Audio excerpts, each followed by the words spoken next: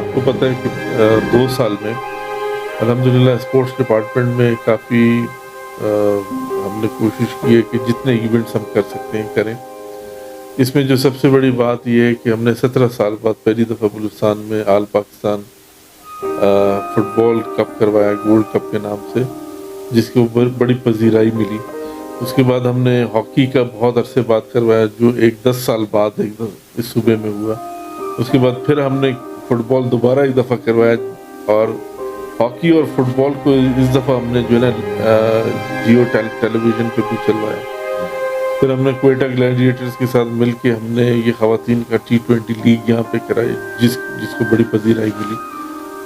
اس سال جو پچھلا سال ہمارا گزرا ہے 2021 میں ہم نے 12 نیشنل چیمپئن شپ کروائی ہیں اس صوبے میں، جو ایک ریکارڈ ہے. کسی بھی صوبے نے اتنی تعداد میں اسپورٹس کے حوالے سے نیشنل چیمپئن شپ کبھی نہیں کر رہے ہیں.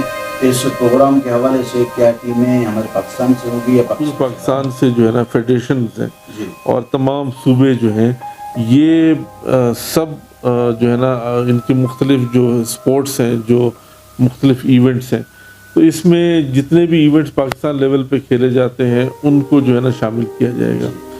اور اس میں تمام صوبوں کی ٹیمز ہوتی ہیں، اس میں فیڈریٹنگ یونٹس کی ٹیمز ہوتی ہیں، AJK ہے، اسلام آباد ہے، فاٹا کیونکہ اب خیبر پختونخوا میں مرج ہو گیا ہوئے، اب یہ نہیں پتہ کہ وہ فاٹا کی علیحدہ سے نمائندگی ہوگی یا خیبر پختونخوا کے ساتھ وہ آئیں گے.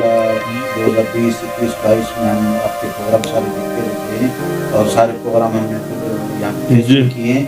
اس پروگرام کے حوالے سے کیا کوئٹہ کے لوگوں کے لیے یا کوئٹہ سے جو باہر ہمارے علاقے ہیں تمام لوگوں کے لیے آنے کا شیڈول کیا ہوگا؟ سب دیکھ سکتے ہیں یہ پروگرام یا کوئی اس میں؟ نہیں جی، یہ تو بالکل اوپن ہے. جو جیسے اس میں فٹ بال بھی ہے، اس میں ہاکی بھی ہے، اس میں انڈور سپورٹس بھی ہے، اس میں باکسنگ بھی ہے، اس میں سوئمنگ بھی ہے، اس میں جمناسٹک بھی ہے، اس میں